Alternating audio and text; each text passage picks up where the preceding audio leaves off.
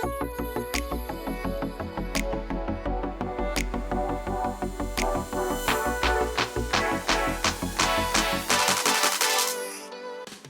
everyone. Welcome to the Future Construct podcast. I am your host, Amy Peck, and we have a fantastic guest today. We have Mike Hazard, who is a UA Training Specialist. Welcome, Mike. Oh, thank you, Amy. It's great to be here. So aside from having pretty much the best name ever, first of all, tell us a little bit about UA and what UA's remit is, because that's very broad. But then we want to go back to your, how you got into this business. Sure. So the United Association is a union, private sector union that represents plumbers, pipe fitters, HVAC technicians, and fire sprinkler fitters. And we cover the United States and Canada. We have affiliates in Ireland and Australia as well. And we have 357,000 members that we represent. And I've been a member. I was kind of born into the UA. My father, my grandfather, my uncle, my brother, myself, all UA members. And I knew that's what I wanted to do for a living early on, and really admired the work. And we build things that anywhere from nuclear power plants to schools to hospitals, and there's a lot of pride in driving by something and saying, "Hey, I helped build that." So very rewarding work. And I also come from a military family, and I'm a third generation Navy sailor. Served for 12 years in the United States Navy as an aviation rescue swimmer, and really thought that's what I was going to do for the rest of my life. Until I started getting older, and I was gone all the time and starting to raise a family, and decided to transition out of the military and go back into the pipe trades. And that's where I had a connection, and I knew what I wanted to do. But so many people that get out of the military don't have those connections. And maybe the jobs that they did in the military, like being a swimmer, don't necessarily relate to or translate to the civilian workforce. So that's kind of how I got involved in the program that I manage, Veterans and Piping. I really wanted to make a difference for our military members. I think it's every American's responsibility to provide as many opportunities as we can for our transitioning military service members, so they don't end up, going down that dark spiral with unemployment and no connection to the real good careers and jobs as they transition out. And that's what VIP is all about. Veterans of Piping is it's an active duty transition training program, and we get people when they're at their 180-day mark, 180 days before they transition out, they're eligible to participate in our program. And graduates of our program are awarded direct entry into the apprenticeship program, which is a big deal, because a lot of the major cities across the country, the apprenticeship programs have a waiting list, 2, 3, sometimes 4 years long, just to get an interview. And direct entry means you bypass that. You go straight into the apprenticeship program, and we talk about when you're available and when you want to start work, and we get work lined up for them too. So, and all of this is provided 100% free. Our membership pays for all of this. So I'm very proud to be part of it, and it's a real game changer for our military. I really want to put this story out there because this is such an amazing program. And so, from your own personal story, you mentioned that, your whole family is in the industry, so you had that support system. So was this program developed because, just collectively, I think people in the military were seeing that this coming out of the military, isn't, you have incredible training, incredible discipline, incredible skills, and yet the job market can really be a challenge. And where do you start? So what was the evolution? Like, when did this program start? And we need to thank some people, I think, for developing. Right. Yeah. So we started in 2008, and if you remember, that was the recession. There wasn't many jobs available. There weren't many jobs available at that time, and we were interviewing people in the military that had a year or two left on their contract, and when they came back from deployment, they were given 90 days to process out. And so, and after being out of the country, you don't have that networking. You don't know where the good jobs are. So that was that's where we started, and we started training civilian veterans, guardsmen, reservists in two different areas of the country. And what we found was that we were recruiting from one area of the country and expecting people to go nationwide for job placement. And a lot of people that came into our program, like I said, the program's free, but it's also 18 weeks long, 40 hours a week. It's 720 hours of training, and it's a huge commitment. And even though it's offered free, we would end up graduating about half of the people we started with, just because they couldn't go 18 weeks without a paycheck. And we were feeding people. We had people living in their cars, and we just thought, we need to get in front of this and get to the service members before they get out of the military, get them the skills they need to leverage these great starting positions, and provide a seamless transition. And so we started with the active duty model in 2009, and it was a pilot program that we got permission to run from the Commandant of the Marine Corps out at Camp Pendleton.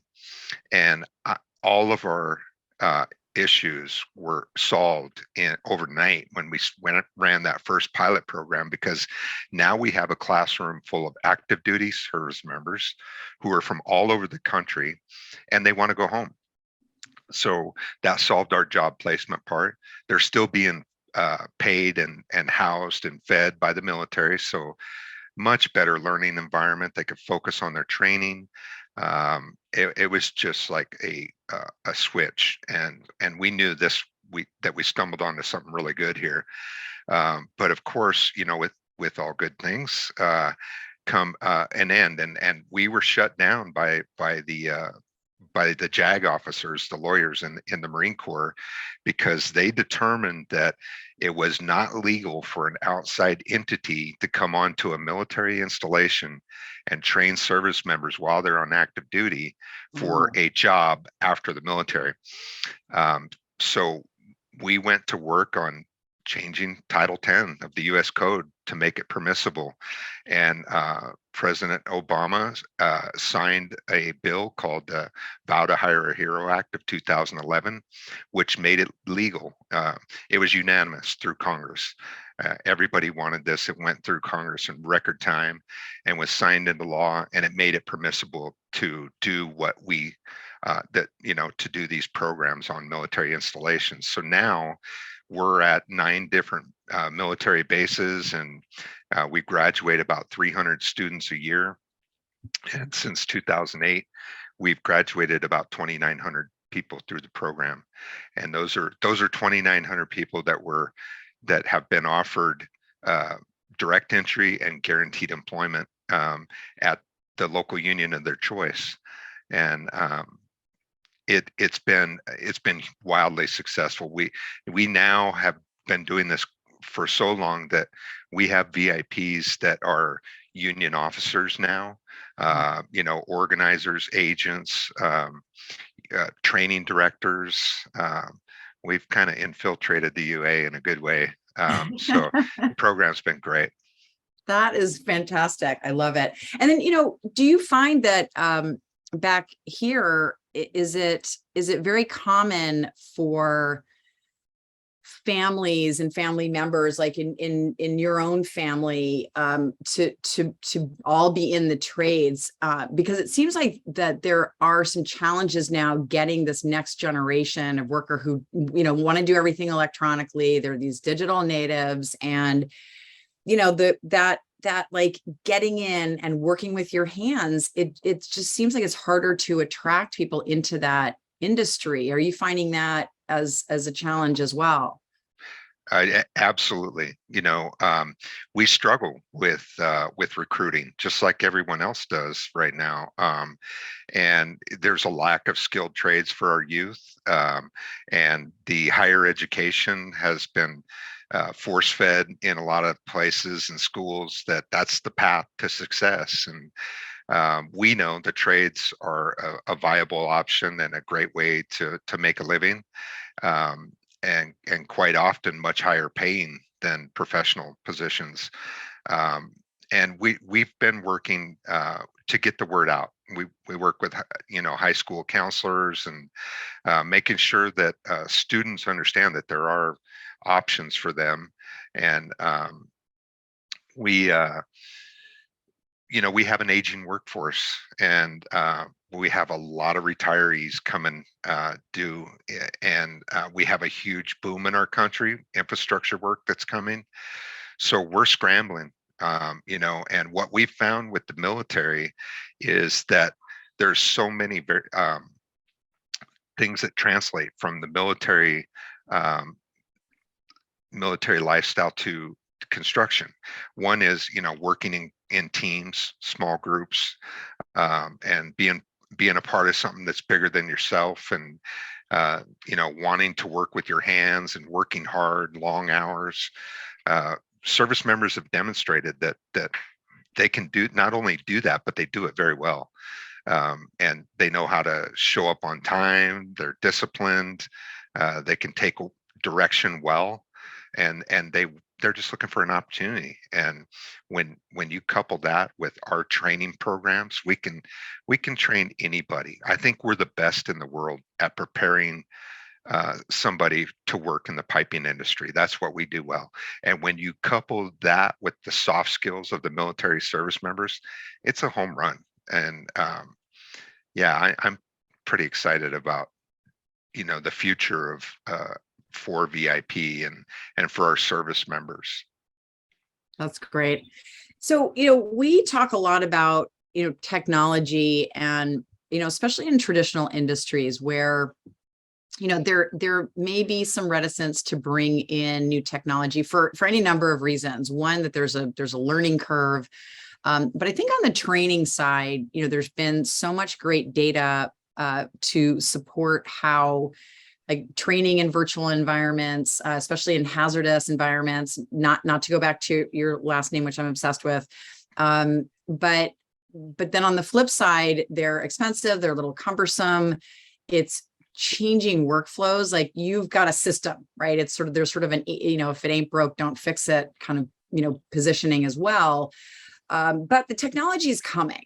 And I think there's also potentially a way to use technology to start drawing people in. I've seen some great examples of the trades doing some training in virtual reality and letting, people in high school get into this and actually see what it's like, to weld something, which, by the way, I did a welding one. You do not want me welding the bridge. It was a welding the San Francisco bridge. So I'm not cut out for that. I'm sure I could do other things, but welding's not one of them. But, do you see technology as a way to solve for some of that, to maybe allow you to train more people, but also to entice more people into the industry? Absolutely. We do use augmented reality in our apprenticeship training programs. And we showcase that when we're recruiting for VIP or for apprenticeship. And we do have a virtual welding machine like you got to use. Yeah. And that does draw a lot of interest from young people. And we had transitioned to a virtual platform, Blackboard. We have all of our courses that we teach in VIP on Blackboard. In the event that we need to train virtually, we can roll into that. and we keep all of our courses and our tests and all of that on Blackboard, and so we have a good system there. Our training really depends on being in person and hands-on, teaching hands-on skills that lead to certifications. So we're always training in new technology, and we try to include it as much as we can just to entertain our students and make the training fun. So actually the younger crowd is leading the way and pushing us towards this. So and we embrace technology. We know that we have to include this. A lot of our job sites, there's the foremen are now walking around with iPads with the plans on the iPads and layouts all done through laser. So we have to train our students in new technology and include it as much as we can in our classes. No, I love that. But we're going to take a quick break. I do want to come back and talk about this a little bit more, but we're going to take a quick break and hear from our sponsors.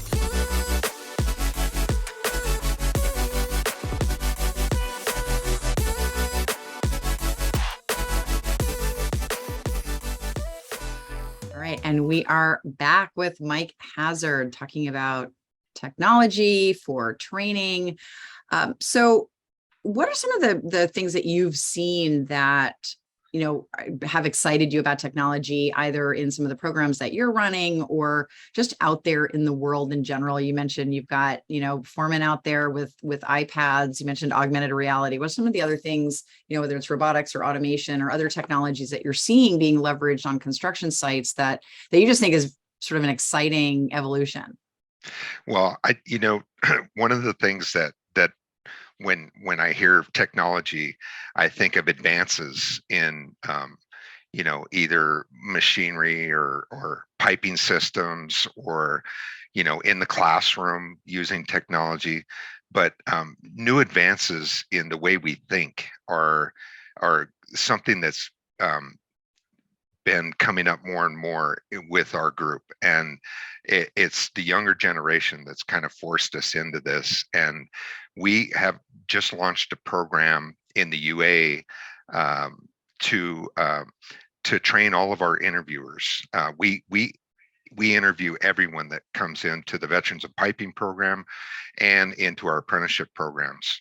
And we've never really had any formal training. We have some guidance from the Department of Labor and things like that. And we know what the requirements are. So we can kind of gauge interviews in that way. But we've recently learned about inherent biases, things, and we want our workforce to be to reflect our communities. We want to be diverse. We want to be diversified and inclusive. And so we really had to look at the way we were interviewing people and to make sure that we were aware of these inherent biases and that what to do when those come into play. And I'm very proud of this initiative, and talking about these issues is something that is awesome and hasn't been done in our industry. So the way we're going with that is pretty exciting for me, and making sure that we're not ruling somebody out just because of something that may not be true, a judgment that we make on people that we don't even realize we're doing. So that's been awesome to be part of that training. I'm right there with you. And I think you're right. I think you're taking the right approach. I think I would probably be reticent to move into a building that was entirely built by robots. I like to see people in there checking everything. I like to see the clipboards. Makes me happy. And so what's next for you? Just personally, you have a family who are in the trades. Do you have kids who are going to move into the trades? What's your next legacy? So I am a father of 5 boys. And, oh my goodness, you're brave. Yeah, well, my wife is brave. Um, you know, my first three boys I had while we were in the military, and a couple of them have dabbled in the trade, and then went different directions. Um, and my two younger sons that I have are, my youngest is graduating high school this year, and you know, Oh, amazing. we'll see Congratulations. what way he goes. He's now talking about he wants to be a welder, so Nice. we'll see how that goes.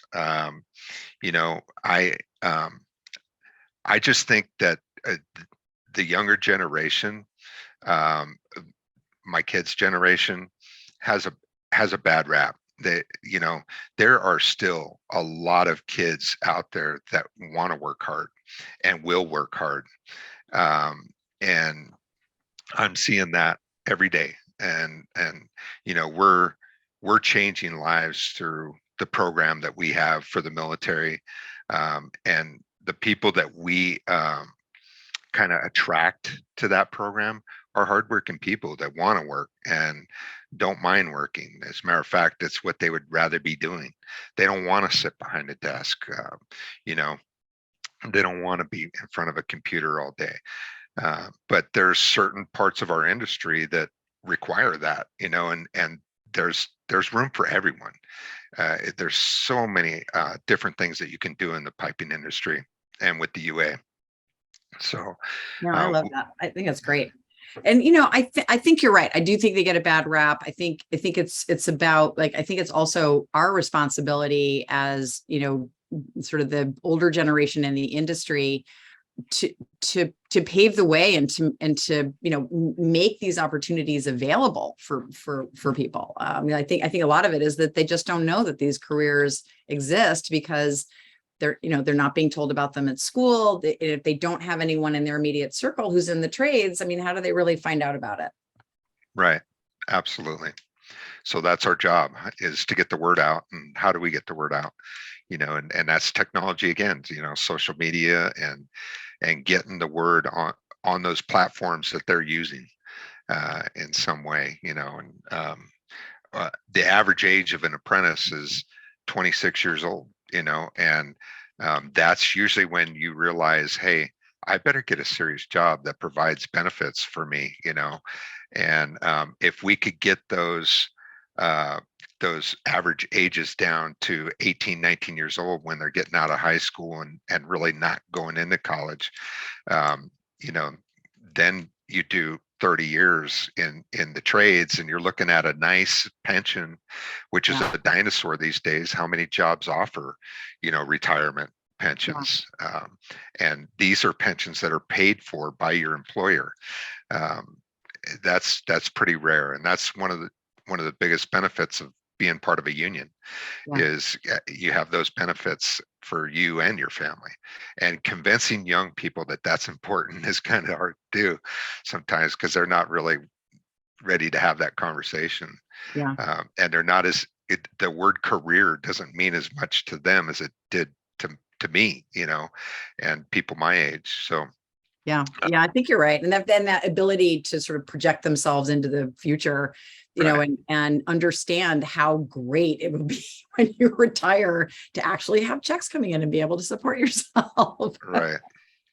But that does lead me, speaking of projecting into the future, to the last question, which I ask everyone, which is, if you could project yourself 20, 25 years into the future and you could have any gadget or service that would just make you happy or make your life better in some way, what would it be and what would it do? You know, I as soon as you started talking about this, the first thing that comes to my mind is I wish I had a magic wand that I could use anytime. And one of the things that I would like to see with my magic wand, is the way we transition people from the military. If I'm a recruiter and I come into your living room and I'm talking about taking your son or daughter and training them to be the best soldier they can be, and they'll go serve their country, and you'll be so proud, and so will they. And by the way, the last 6 months of their enlistment, they'll enter into a transition phase that is free, has guaranteed job placement, and they'll transition back into the civilian workforce, in the industry of their choice, or back, into higher education or IT, construction, whatever, just to have those have transitions set up that way where it was mandatory for everyone, and it wasn't a choice or a benefit. It was just something that they just the way we transition from the military. That's amazing. I love it. I think you're going to get your wish because you've already started. And so now we just need to expand. We have a model that works. Let's expand on that. That's right. Well, Mike, it's been an absolute pleasure speaking with you today. Thank you so much for joining us. Thank you, Amy. It's been my pleasure.